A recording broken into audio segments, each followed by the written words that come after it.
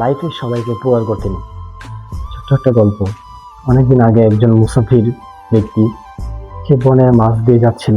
তো হঠাৎ করে তার সামনে একটা বাঘ পড়লো। সে বাঘটা বন্দি ছিল, দড়ি দিয়ে বাঁধা ছিল বাঘটা। তো যখন সেই মুসাফির গেল সেই বাঘটার কাছে, তখন বাঘটা অনেক আকুতি মিনতি করে বলতেছিল যে আমাকে একটু মুক্ত করে দিন, আমাকে একটু ছাড়িয়ে দিন। তো এমন ভাবে বলছিল যে ওই মুসাফিরের অনেক মায়া লাগলো। তো ওই মুসাফির সেই বাঘটাকে যখন ওই রশি থেকে বা ওই বাঁধন থেকে ছাড়লো, ঠিক তার কিছুক্ষণ পরেই সেই বাঘটা সেই মুসাফিরের দিকে তেড়ে আসলো মুসাফিরকে খাওয়ার জন্য। তো মুসাফির বলতেছিল যে এটা তো ঠিক না, আমি তোমাকে সাহায্য করলাম, তুমি আমাকে খেতে আসছো। তো তাদের ভিতরে এক ঝগড়া শুরু হয়ে গেল। তো তারা বললো চলো আমরা অন্য আরেকজনের কাছে যাই এটা বিচার করার জন্য।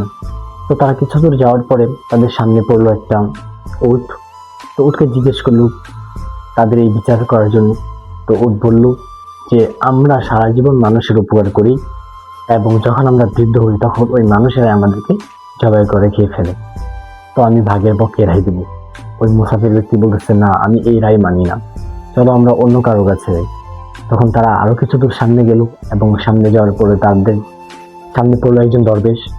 তো দরবেশের কাছে সবকিছু বিস্তারিত খুলে বললো, এবং খুলে বলার পরে দরবেশ বলতেছিল যে আমি তোমাদের কোনো কথাই বুঝতেছি না, যেটা তোমাদের সাথে হয়েছে সেটা আমাকে প্র্যাকটিস করে দেখাও রিয়েল ভাবে।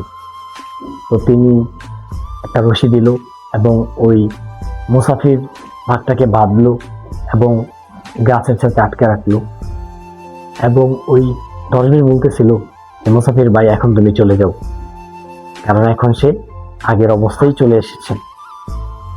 একটা কথাই মনে রাখা উচিত যে লাইফে সবাইকে উপকার করতে নেই, লাইফে জীবনে সবাইকে উপকার করতে নেই, কারণ সবাই উপকারের মর্যাদা দিতে জানে না। তো লাইফে এই কারণে সবাইকে উপকার করতে নেই।